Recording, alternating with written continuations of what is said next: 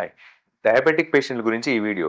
So, diabetic ఉన్న వాళ్ళలో insulin secretion అంటే ఇన్సులిన్ ప్రొడక్షన్ శరీరంలో బాగా ఉందా లేదా తెలుసుకోవడానికి ఏమన్నా మార్కర్ అనేది ఉందా అంటే ఇప్పుడు నేను చెప్తాను. సో, అది సి పెప్టైడ్ అంటాం. సో, దీన్ని ఇన్సులిన్‌తో పాటు మన శరీరంలో ప్రొడక్షన్ జరుగుతుంది. దీన్ని సి పెప్టైడ్ అంటాం. సి పెప్టైడ్ లెవెల్స్ ఎంత ఎక్కువ ఉంటే మన శరీరంలో ఇన్సులిన్ అంత బాగా సెక్రీషన్ జరుగుతుందని అర్థం. సో, దీని మూలంగా మనం ఏం తెలుసుకుంటామంటే టైప్ 1 డయాబెటిస్, టైప్ 2 డయాబెటిస్ అంటే ఇన్సులిన్‌కి తగ్గుతుందా, టాబ్లెట్స్‌కే తగ్గుతుందా అనేది ఈ వాల్యూస్‌ని బట్టి మనం చూసుకోవచ్చనమాట. సో, ఒకళ్ళ శరీరంలో గనక ఇన్సులిన్ బాగా తక్కువ ఉంటే గనక వాళ్ళు డెఫినిట్‌గా ఇన్సులినే తీసుకోవాల్సి వస్తుంది. అంతేకాకుండా టైప్ 2 డయాబెటిస్ వాళ్ళలో ఫస్ట్ టాబ్లెట్స్ ఇచ్చి చూస్తారు. సో, టాబ్లెట్స్ ఇచ్చినా కూడా రెస్పాండ్ అవ్వకపోతే గనక ఈ సి పెప్టైడ్ వాల్యూస్ చూసుకొని సి పెప్టైడ్ బాగా ఉంటే ఖచ్చితంగా వాళ్ళు ఇన్సులిన్‌లోకి స్విచ్ ఆన్ అవ్వాల్సి ఉంటుంది. అట్ ద సేమ్ టైమ్ ప్యాన్‌క్రియాస్‌లో వచ్చే కార్సినోమా అంటే క్యాన్సర్స్ మూలంగా కూడా ఈ సి పెప్టైడ్ వాల్యూ చాలా చాలా ఎక్కువ విపరీతంగా పెరుగుతుందనమాట. సో, సి పెప్టైడ్స్ అనేది ప్యాన్‌క్రియాస్ క్యాన్సర్ కూడా ఒక మార్కర్. అంతేకాకుండా మనం ట్రీట్మెంట్ ఇస్తున్నప్పుడు పేషెంట్ రెస్పాండ్ అవుతున్నారా లేదా తెలుసుకోవడానికి కూడా ఈ సి పెప్టైడ్ వాల్యూస్ మనం తెలుసుకుంటాం.